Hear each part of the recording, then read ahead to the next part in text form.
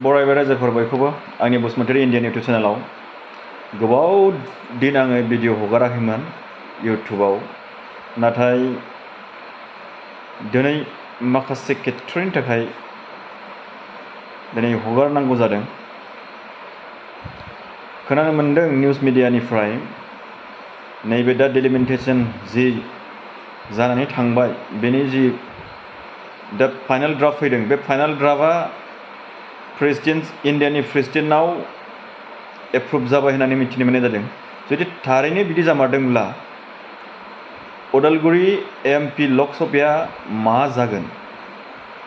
जोंनि 6 सिडिउलखौ मार्डार खालामसिगोन नामा? दानि बर्तमान गभर्नमेन्टआ, दानि BTC आव थानाय गभर्नमेन्टआ उन्दुनानै थानानै दं नामा? बे जिखिनि बर'नि इस्यु जे BTC नि आन्डाराव लकसभा मोननै जानांगौ उइदिन BTC आव पपुलेसनाबो मिलायखायो, अब्ला बे बुस्थुखौ दानि गभर्नमेन्टआ मानो बुंनो हायाखै? आरो जोङो निउज मिडियायाव नुगासिनो दङ बनरगावनि जि बाखिन्दाफ्रा बिथांमोनहा ST रिजार्भ जे कनस्टिटुएन्सि जागोन MLA सिटआव बाहाय थानो लुबैदों। बेफोरखौ बर्तमानाव थानाय बै एरियानि MLA गभर्नमेन्टआव थानाय MLA मानो बुंनानै होनो हायाखै?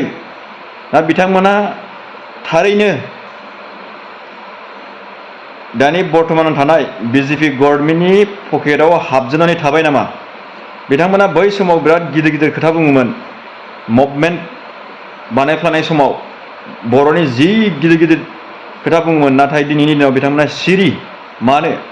दा जों माखासे सरासनस्रा सुबुंफ्रा ससियेल मिडियायाव माखासे थार बाथ्राखौ बुङोब्ला बिथांमोनहा केस होनाय मानाय बेफोरखौल' बिथांमोना मिन्थिगौ, नाथाय जों केस होनाय मानायखौ जों जेबो गिया।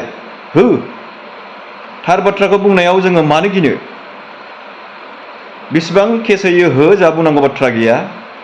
बे जिखिनि केस होनायनि अबस्टिकल जों बेखौ बारलांगोन।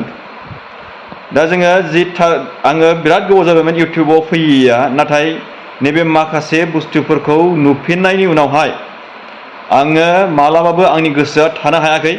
बिनिखायनो आङो दिनैनिफ्राय सुरु बानायफिनसिगोन आंनि जि इउटुब चेनेल, बे इउटुबनि गेजेरजों आं खोथा बुंनायखौ सुरु बानायफिनसिगोन। आं खुनु रावखौबो गिया, जे बुंनांगौ बुंगोन। दा रायजो राजाफ्रा जिखिनि बे समस्ति दाफिननाय, बे दाफिननायनि खोथाखौ एप्रुभ जाबाय होननानै मिथिना मिथियाखै आं मिथिया, खिन्थु आङो एसे मिन्थिबाय जे ससियेल मिडियानि गेजेरजों आरो बर्तमानाव थानाय आसामनि CM डक्टर हिमन्त बिश्व शर्मानि पेजाव नुनो मोन्दों। बिथाङा बुंदों जे डिलिमिटेसननि जि फाइनाल ड्राफ्ट ओंखारनाय बियो इन्डियान प्रेसिडेन्टनिफ्राय एप्रुभ जाबाय होननानै, आरो बे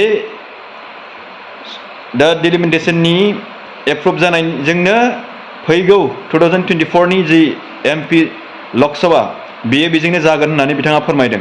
दा बिदि जायोब्ला जोंनि उदालगुरि मोननांगौमोन MP सिट बियो गोमाबाय होननानै जोङो साननानै लाबाय। आरो बर्तमानाव थानाय दा BTC गभर्नमेन्ट बेयो सरासनस्रायै जेबो गैमारला होननानै जोङो बर' रायजो राजाफ्रा बुजिनानै लादो रायजोफोर। दा बेखिनि खोथाखौ बुंबाय नुयो।